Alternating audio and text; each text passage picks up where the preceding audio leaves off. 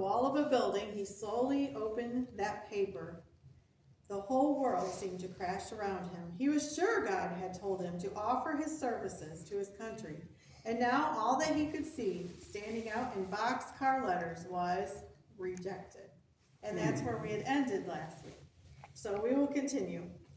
When Dan started down the side street toward his parked car, the shades of night were gathering about, and there were some dark places along the way.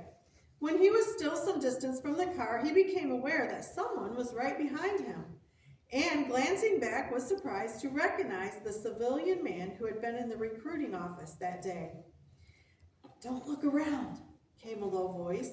"Just walk slowly and talk quietly. Do you really want to serve your country?"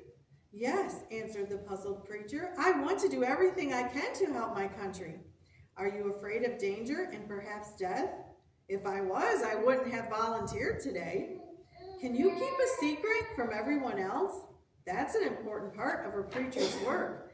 "Would you be willing to have your entire life changed and maybe be an oddball among your family and others for your country?" "If by doing that I can help to keep my country strong and free, I will gladly do so." By that time they were nearing Dan's car, and the man behind seemed to know which one it was. "Tomorrow at 8 a.m., you will receive a message asking you to come to a certain address to help a man. Bring your Bible and whatever you carry when you do pastoral calling. Come alone and try not to arouse suspicions. Above all, you're not to tell anyone of what you are doing or why." The voice ceased, and Dan glanced around, only to discover that there was no one there. Puzzled and yet challenged, he drove slowly toward home.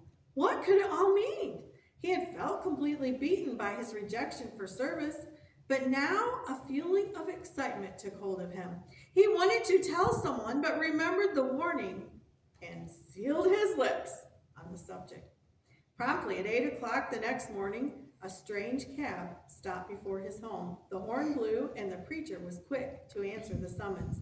The cab driver, who didn't look at all like one, said, "Reverend, they wanted me to tell you there's a man who needs to see you real bad at 907 Green Street. It's a matter of life or death, and they want you at once."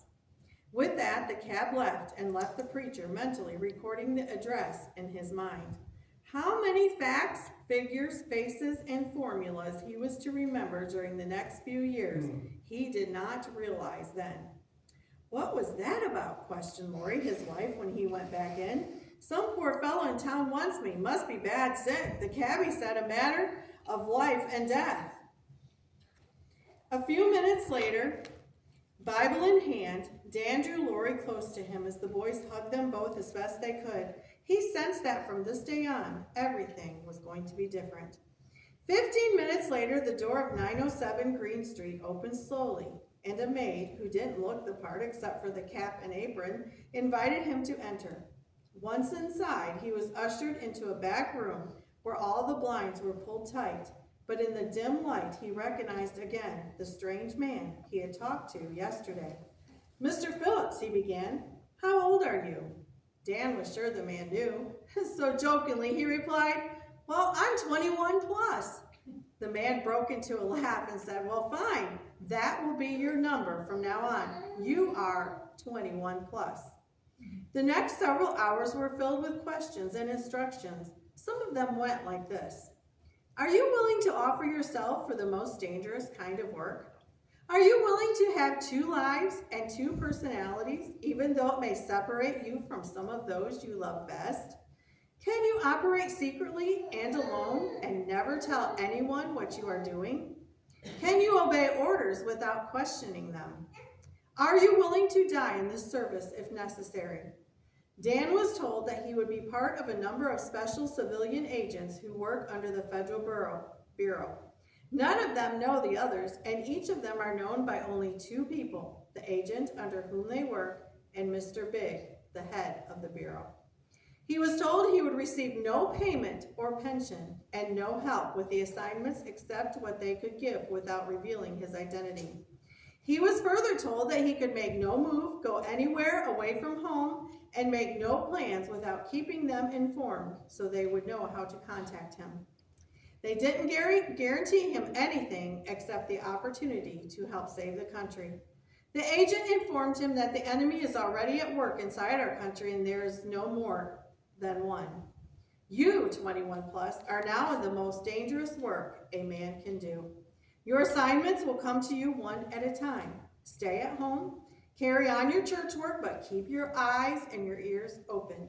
Study every piece of mail that comes to you, watch the papers, pick up hitchhikers, listen to beggars, and be ever on alert.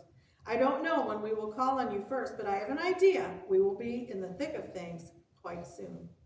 I will contact you with instructions. When you receive them, learn them at once and never write them down. There is a number that you can use if you need to contact me. Memorize it before you leave this room. All calls are prepaid and direct so that you only need to identify yourself. When an answer comes, just say, 21 plus calling, 35, and I'll be on in a little while.